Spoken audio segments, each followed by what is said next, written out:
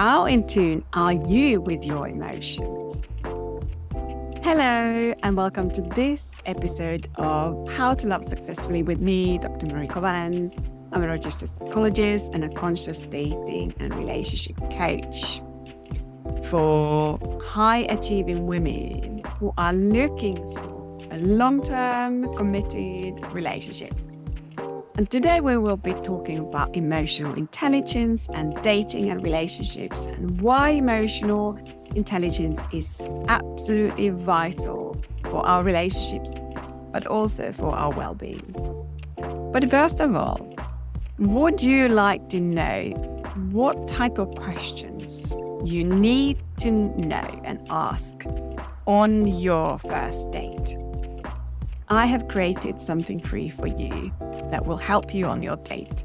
It's called Is He Ready for Love? 20 most important first date questions. And these are questions that you can use to pre-qualify someone for a date, or when you are on the first date or second date or third date, you are vetting whether this guy has potential or whether he's wasting your time. So you can find the information in the show notes. But let's go now back to our topic today. So emotional intelligence and dating. And what is emotional intelligence?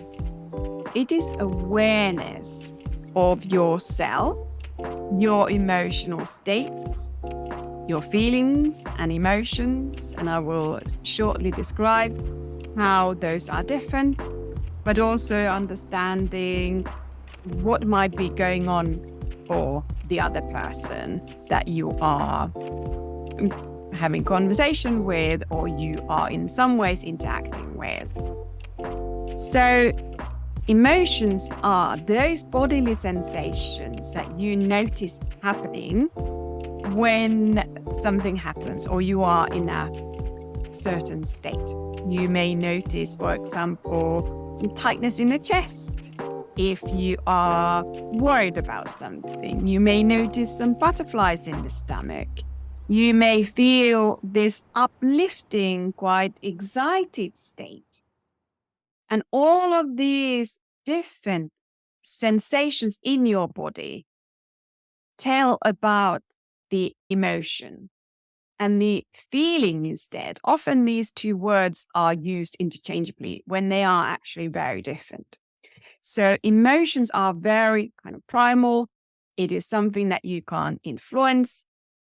Whereas feelings, when you are labeling your state, you are also using your cognition, your thinking, make judgments or describe how you are feeling. And sometimes we may use feeling and thinking exchangeably. But of course, when we are saying, I'm feeling that this is not the right thing for me, it actually means that I am thinking this is not the right thing for me. So it is important to distinguish between emotions and feelings. And why is emotional intelligence so important for dating and for really building a conscious relationship? Research shows that couples who have high emotional intelligence, understanding of themselves, and also understanding how the other might be feeling in a particular situation. Couples high in emotional intelligence tend to have much more deeper, connected, and longer relationships, more satisfying relationships. So emotional intelligence, I personally feel that it is perhaps one of the most important skills for our relationships, but also for our well-being, because emotions are really like the roadmap to us. If you think about your car, whether you drive a car that takes petrol or needs recharging, an electric car, regardless of the type, you need to understand what is going on for your car, what is happening under the hood, and your dashboard with all of these lights and meters and all of that will tell you information about the car. If those wires were clipped and you had no access to the information, you would soon run out of either petrol or your car would stop because it wasn't recharged or something else. You wouldn't know if a light has got broken or something like that. So in the same way, your emotions and understanding what is really happening for you and how that is impacting you, emotions give you information. Perhaps someone is crossing your boundaries, or perhaps you feel sad about something. And unfortunately, in the Western world, we like to think that we are these rational people who live in our heads and we can think rationally everything. And we disconnect from our body. And perhaps that is also in some ways part of our upbringing, that we had to become very rational and disconnect from our feelings. And then we don't have a clue what is impacting us and how it's impacting us. And we may make wrong decisions because we're just trying to rationalize instead of listening to the signals from our body. Because at the end of the day, we are constantly observing an environment. In the previous episodes, I've talked about psychobiology. I will link those in the show notes that you can go and have a look. So this information that we get through our senses, it is much, much more than just our rational thinking. And our body gives us signals, and we need to be able to understand when, for example, on a date, someone behaves in a certain way and you get this uncomfortable feeling. You may say, oh, it's nothing. But actually, if you listen to that feeling, I've had clients who said, oh, he behaved in a certain way. And I thought, oh, well, it's nothing. And actually, then it turned out to be that this person really didn't have very good intentions at all. So your body may be picking up signals much early on than your rational brain can even pick up. So understanding your emotions is absolutely vital because it gives you this extra edge to really know what's happening. And you need to separate, for example, the feelings of anxiety and excitement. You feel it perhaps in the more or less in the same areas of the body. So you may have butterflies, and butterflies, or when you meet someone and maybe you feel really quite attracted to them and so on.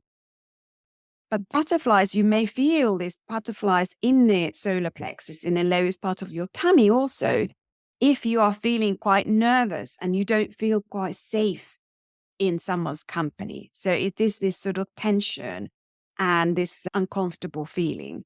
So you need to be able to distinguish between, am I excited because it feels good in this person's company? Or do I feel these feelings because I feel uncomfortable?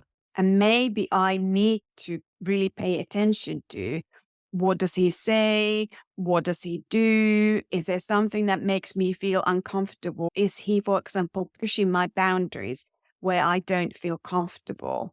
Or do I feel really relaxed because he's really relaxed and he's really attentive and he's very kind and considerate on the date?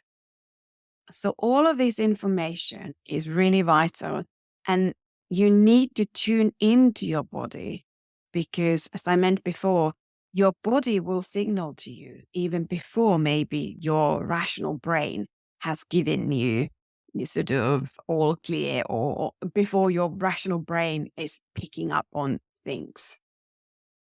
Because these cues from the other person may be so subtle that you may have this feeling that something is not adding up, but your rational brain can't quite distinguish or can't quite pick up what it is that feels off with this person. And of course, then when we are in a relationship, we have these mirror neurons, and these mirror neurons start to fire when we, for example, observe our partner to be in a certain situation or state. So perhaps our partner comes home and their face feels like they feel quite distressed, and our mirror neurons start to fire. And these neurons give us information about how does my partner feel right now, so we can empathize with them. So understanding that what is going on for me right now and how does that link with my partner? What might my partner need right now? And of course, we need to communicate and ask, but we might have an understanding already at what it is that they need. Perhaps they need a hug. And this is then, of course, done, Elaine, when you are in a relationship. But when you are dating, of course, you can pick up this information too.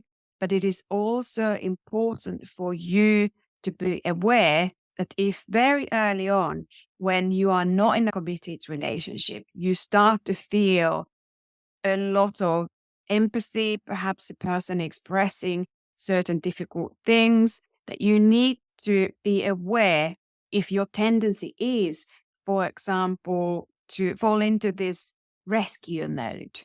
If you often feel like you need to go and help someone, and if that is your pattern in relationships.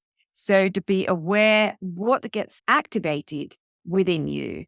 Is that perhaps an earlier feeling from your childhood? So you need to be able to distinguish between who I am as an adult and what do I want in a relationship, and perhaps what you felt as a child and whether this is an old feeling that gets activated in this situation, and maybe potentially you may be attracted to this person because it triggers certain old feelings.